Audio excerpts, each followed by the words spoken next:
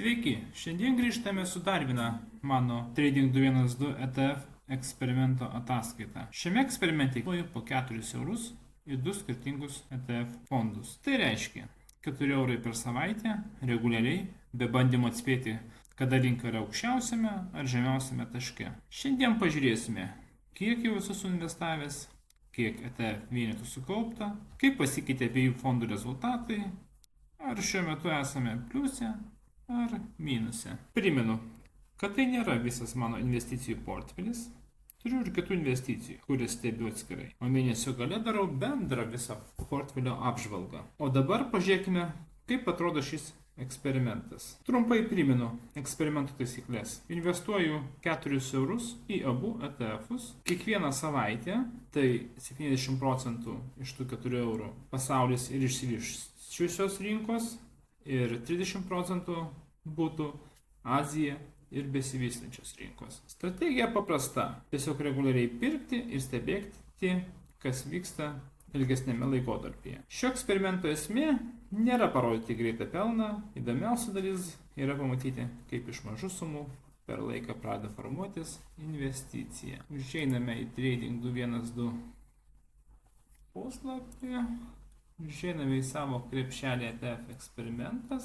Gerai, pažiūrėkime bendrą rezultatą. Šiame eksperimente esu jau 5 savaitės, nuo Liepos 10 dienos. Per tą laiką suinvestuota yra 23 eurai 34 centai, dabartinė portfelio vertė yra 23 eurai ir 81 centas. O tai reiškia, bendras rezultatas yra arba plus 47 euro centą, arba 2 eurai ir 1 centas. Kaip matome, skaičiai nuolat keičiasi. Vieną savaitę galime būti pliuse, kitą jau matyti mažesnį rezultatą. Todėl svarbiausia žiūrėti ne vieną dieną, o visą kelią. Taip, pradėkime nuo pirmo ETF-o, tai viso pasaulio ir išsivyščiusios rinkos.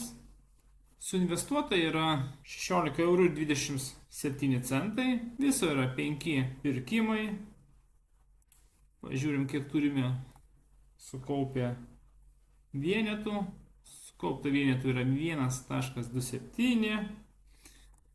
Vidutinė pirkimo kaina yra 12,75 euro. Va, irgi vidutinė kaina parašyta.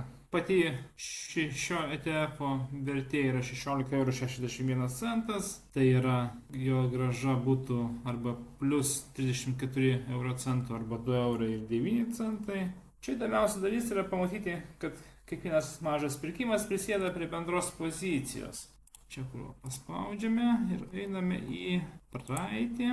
Spaudžiam pavedimus ir žiūrim paskutinę. Amundo pasiėmame. Rugpjūčio 10 dieną buvo nupirkta šio ETF-o. Tai buvo 0,21 vieneto dalis. Kaina vidutinė pirkimo buvo 12,98 centai. Va, galime sugrįžti. Dabar yra jau didesnė 13 eurų ir 1 centas. Pereikime prie antro. Čia situacija tokia.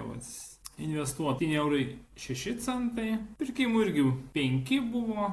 Čia užeiname ir galim pažiūrėti, kiek buvo pirkimų. Pirmas pirkimas, tai aš čia neskaitau. Čia kaip bandomasis buvo. Tai taip, nupirkta 0,02 dalies, bet aš jas neskaitau. Bet taip, galim paskaičiuoti, kiek buvo su automatiniu investavimu. 1, 2, 3, 4,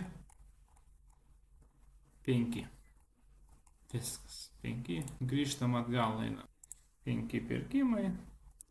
Taip, galim pažiūrėti, kiek yra sukaupta ETF akcijos vertės.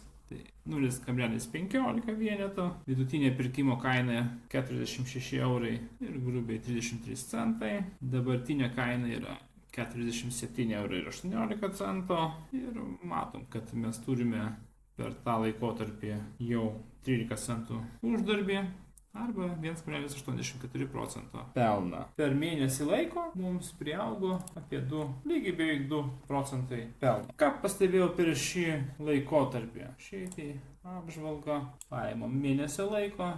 Pirmas dalykas, nors 4 eurai per savaitę atrodo labai maža suma, svarbiausia yra pastovumas. Matot, kaip po 4 eurus kas savaitę įkrenta. Antras dalykas, rinkos svyravimai yra neišvengiami, kartais matysime žalius skaičius, kaip dabar matome žalius, kartais raudonus, o ten pavyzdžiui po pirmo investavimo buvo net krepšelis minuse, -1 procentas. Jau antram išsilygino, buvo -2 čia po antro suinvestuoto, antro su Liepos 29 dieną. Buvo net -3 -4 net buvo procentai. Kur tas 4? Liepos 30 dieną. Net -50 centų. Tai kas svarbiausia, tai būtų tikrasis eksperimento rezultatas bus matomas ne po kelių savaičių, o po metų ar dar ilgesnio laikotarpio. Tai buvo dar viena Trading 212 eksperimento, ETF eksperimento ataskaita. Toliau tęsiu tą pačią strategiją, po 4 eurus kas savaitėje buvo ETF'us su proporcija 70-30 procentų. Investuosiu kas savaitę, bus įdomu pažiūrėti, kur būsime po kelių mėnesių ir metų. Jeigu norite sekti realų mažos sumos investavimo kelią, nepamirškite sekti. Be to, mėnesio gale taip pat bus apibendrinta visų mano investicijų ataskaita. Ne tik ETF, bet visų. Tai nėra finansinis patarimas, dalinuosi tik savo asmeninių eksperimentų. Ačiū už jūsų dėmesį ir iki.